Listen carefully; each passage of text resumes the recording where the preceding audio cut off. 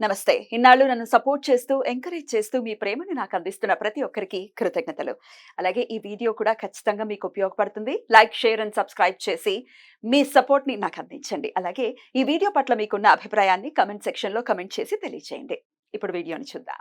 నమస్తే. Welcome to our channel. నేను పద్మిని. ప్రస్తుతంతో పాటు ప్రముఖ ఆధ్యాత్మికవేత్త, ప్రముఖ న్యూమరాలజిస్ట్, లక్ష్మీ నరసింహస్వామి ఉపాసకురాలు శ్రీమతి స్రవంతి గారు మనతో పాటు ఉన్నారు. మాట్లాడదాం. అక్క నమస్తే అక్క. నమస్తే పద్మిని. అక్క ముందుగా మీకు తొలి ఏకాదశి శుభాకాంక్షలు అక్క. మీ అందరికీ కూడా. ఏకాదశి అనగానే తనివి తీరలేదే అనే పాట బాగా గుర్తొస్తుంటుంది నాకు. ఎన్నిసార్లు చెప్పినా తనివి తీరదు. నాకేం గుర్తుకొచ్చింది తెలుసా, మొన్న ఒక ఆవిడ కాల్ చేసి అవునమ్మా మీరు ఏకాదశికి వీడియోలు చేయట్లేదు ఏంటి అని అన్నాను. అనగానే స్వామి కనికరించాలండి, ఈసారి చెయ్యాలి, ఈసారి వచ్చే ఏకాదశికి అని అన్నాను. కానీ తొలి ఏకాదశి అని అసలు గుర్తులేదు. వర్క్ లో ఉంటాం కదా, అసలు గుర్తే లేదు అసలు. కానీ ఈ రోజు నువ్వు అన్నప్పుడు స్వామివారు మంచి ఏకాదశి నాడు మళ్ళీ ఇచ్చారు, అంటే ఆ ఛాన్స్ ఇచ్చారు మళ్ళీ స్వామి గురించి చెప్పడానికి అని చెప్పి. ఖచ్చితంగా ఇది ఆ స్వామి అనుగ్రహమే తొలి ఏకాదశితో మళ్ళీ మొదలవుతోంది. ఏకాదశిలో మాత్రం వదిలేదే లేదు. ప్రతి ఏకాదశికి ఖచ్చితంగా ప్రత్యేకమైన వివరణ ఉంటుంది వీడియోల రూపంలో. దేవసేని ఏకాదశిగా మనందరికీ పరిచయమే. ఏ ఏకాదశి గుర్తున్నా ఉండకపోయినా తొలి ఏకాదశిని మాత్రం అత్యంత వైభవోపేతంగా జరుపుకుంటాము. యావత్ మన రాష్ట్రంలో, ఇరు రాష్ట్రాల్లో కూడా, యావత్ దేశం కూడా మళ్ళీ మాట్లాడితే. మరి ఈ తొలి ఏకాదశిని ఎలా వినియోగించుకోవచ్చు, అలాగే స్విచ్ వర్డ్స్ రూపంలో కూడా, వేదిక్ స్విచ్ వర్డ్స్ రూపంలో కూడా చాలా అద్భుతంగా ఏకాదశిని ఎలా చేసుకోవచ్చో మీరు చెప్పటం పరిపాటియే. మరి ఈ ఏకాదశి గురించి కూడా మీ ద్వారా. విశ్వం విష్ణుర్వ షట్కారు అంటే విశ్వమే విష్ణువు రూపము అని అనుకుంటే గనక మీరు చూస్తే ఉత్తరాయణం స్టార్ట్ అయినప్పుడు చాలా వెలుగుతూ అసలు విపరీతమైన ఎండ, అవునా, 6 నెలలు పాపం చాలా ఎండలో భరించారు. వీళ్ళకి అసలు కూల్ ఇంకా ఉండాలి అని చెప్పి ఆయన యోగ నిద్రలోకి వెళ్ళి మళ్ళీ వర్షాకాలం అని, చలికాలం అని చెప్పి మనకు వస్తుంది అన్నమాట. పండగలు దక్షిణాయనం కదా. అయితే ఇక్కడ మనం చూడాల్సింది ఏంటి అని అంటే, స్వామివారి యోగ నిద్రలోకి వెళ్తారు కాబట్టి ఇంకా చాలా పవర్ఫుల్ గా ఉంటాయి ఏకాదశులని కూడా మనం చెప్పుకోవచ్చు అనమాట. ఎందుకు అని అంటే గనక ఆయన నిద్రలో ఉన్నా కూడా ఎప్పటికప్పుడు మన గురించే ఆలోచిస్తున్నారు అనేది గుర్తుపెట్టుకోవాలి. ఎక్కడైతే నాకు చాలా సంతోషం అనిపించేది ఏంటో తెలుసా, అర్జునుడిని స్వామి గుర్తించినప్పుడు ఆయన పడుకుని ఉంటే కాళ్ళ దగ్గర నేనెందుకు కూర్చోవాలని దుర్యోధనుడి తలవైపు కూర్చుంటే, అంటే ఏంటనంటే మనం అందరం కూడా ఆయన పాదాల మీద దృష్టి పెడితే గనక ఆయన కళ్ళు తెరిచినప్పుడు ముందు మననే చూస్తారు అనేది గుర్తుపెట్టుకోవాలి అనేది నాకు అనిపిస్తుంది.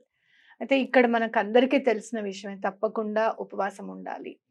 అలాగే రాత్రిపూట జాగరణ చేస్తే కూడా మంచిది అని చెప్తారనమాట తొలి ఏకాదశి. శివరాత్రికి.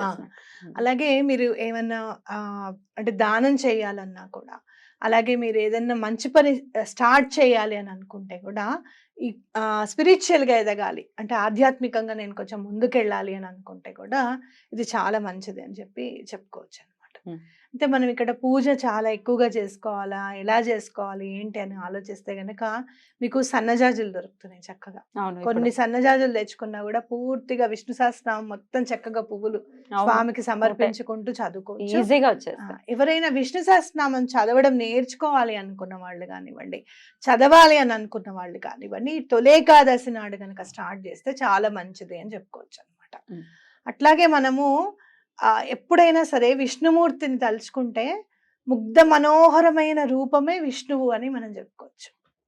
అంటే ఎప్పుడైతే నీ మనసు అందంగా ఉంటుందో, ఎవరిని నువ్వు కించపరచకుండా, ఎవరిని నువ్వు విమర్శించకుండా, విమర్శ ఎప్పుడు కూడా ఆలోచించే విధంగా సద్విమర్శ అయితే మార్చుకునే అలా కాకుండా పోకింగ్ గా గుచ్చినట్టుగా మాట్లాడడం చేయడం ఇవన్నీ లేకుండా వీళ్ళు అపర శంకరులా భావించేసుకుని మూఢమతి అని తిట్టేద్దాము అని అనుకునే వాళ్ళు ఉంటారు. కాబట్టి అలా ఉండకుండా మంచి మనసు అనేది ఉంటే గనక, ఆ ముగ్ధ మనోహరమైన రూపమే నీ మనసులో ఉంటే గనక ఆ విష్ణువు తప్పకుండా నిన్ను అనుగ్రహిస్తాడు అనేది గుర్తుపెట్టుకోవాలి. మీరు చాలా ప్లెజెంట్ గా ఉంటారండి, మీకు అసలు చాలా ఓర్పండి అని ఎవరైనా నాకు చెప్తున్నప్పుడు ఒక్కొక్కసారి ఎందుకండి అని అంటే, లేదు లేదు ఇంతసేపు కూర్చుంటారు, అలానే కూర్చుంటారు అని అనుకుంటే, అలాంటి ఓర్పు ఇచ్చినందుకు స్వామి నాకు చాలా సంతోషంగా ఉంది. నన్ను ఇట్లా అనుగ్రహించావు నువ్వని వెంటనే దండం పెట్టుకుంటా నేను. ఉమ్, అంటే ఏంటి అని అంటే, మనకు అసలు నేను అంతసేపు కూర్చున్నానన్న భావన కూడా నాకు ఉమ్, రాదు. కూర్చొని అలా చదువుకుంటూనే ఉంటా ఏదో ఉమ్, ఒకటి. ఉమ్, కానీ అంతసేపు భగవంతుడు ఆ ఇది ఇచ్చాడు నాకు అని చెప్పి నేను థ్యాంక్స్ చెప్తాను అనమాట. ఉమ్. అంటే ఏంటి అని అంటే, మనలో ఏదైనా మంచితనం ఎవరైనా గుర్తించారనుకో, వెంటనే థ్యాంక్స్ అని భగవంతుడికి చెప్పడం. ఎందుకంటే అలా మనల్ని భగవంతుడు తీర్చిదిద్దాడు అనేది మనం గుర్తుపెట్టుకోవాలన్నమాట. అద్భుతం. సో ఇట్లా మీకు చూసుకుంటే గనక ఆ మనోహరమైన రూపం ఎవరిది మనము అని అనుకుంటే గనక శ్రీరామచంద్రమూర్తిది, శ్రీకృష్ణుడిది అనేది మనం గుర్తుపెట్టుకోవాలి.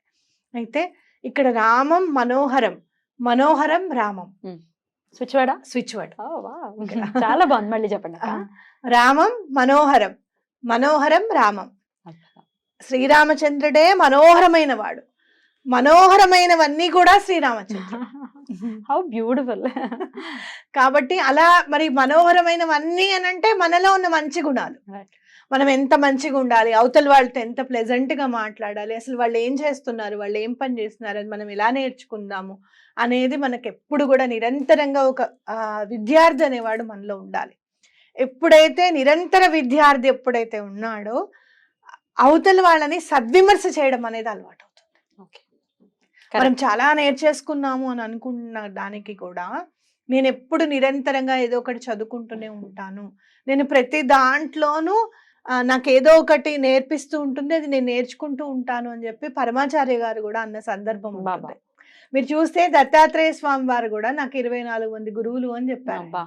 ఫస్ట్ ఇన్కార్నేషన్ ఆయనే ఆయనకు మళ్ళీ గురువులు అని చెప్పి చెప్తారు ఆయన. అంటే ప్రకృతి నుంచి నువ్వు ఏం నేర్చుకోవాలి, ఒక్కొక్క జంతువు నుంచి ఒక్కొక్కటి నేర్చుకుంటున్నప్పుడు ఒక్కొక్క మనిషి దగ్గర నుంచి కూడా మనం ఒక్కొక్కటి నేర్చుకోవాలి అనేది. అంటే భగవంతుడే వచ్చి మనకు కూర్చోబెట్టి ఇది ABCD ఇది 1 2 3 అని నేర్పించాడు. ప్రకృతి నుంచి మనకి ఎదురుగుండా కనిపిస్తున్న వాళ్ళ దగ్గర నుంచి మనం నేర్చుకుంటాం. కాబట్టి తప్పకుండా రామం మనోహరం, మనోహరం రామం అనేది తప్పకుండా ఈ స్విచ్ వర్డ్ 108 టైమ్స్ చదవండి, చాలా బాగా కలిసి వస్తుంది. అయితే ఏకాదశి అంటే ఖచ్చితంగా ఉపవాసం ఉండాలి, ఒప్పుకున్న వాళ్ళు ఖచ్చితంగా ఉపవాసం చేస్తారు. మరి ద్వాదశి నాడు అంటే మరునాడు పారణ తినటం ఎప్పుడు చేయొచ్చు? పొద్దున్నే 8:27 లోపల తినేసేయాలి. అయితే ఇక్కడ మీరు ఉపవాసం చేసినప్పుడు తప్పకుండా 11 దీపాలు అనేది పెట్టుకోండి, చాలా బాగా కలిసి వస్తుంది అనమాట. అవి పిండి దీపాలైనా పెట్టుకోవచ్చు, లేకపోతే ప్రమిదలు అయినా పెట్టుకుంటామండి మేము అనుకుంటే ప్రమిదలు అయినా పెట్టుకోవచ్చు అనమాట. అయితే ఆ పిండి దీపాలు కూడా మళ్ళీ మర్నాడు మీరు పారణ చేసే లోపలనే అవి ఎక్కడైనా చెట్లలో పెట్టి దండం పెట్టుకొని రండి. ఓకే.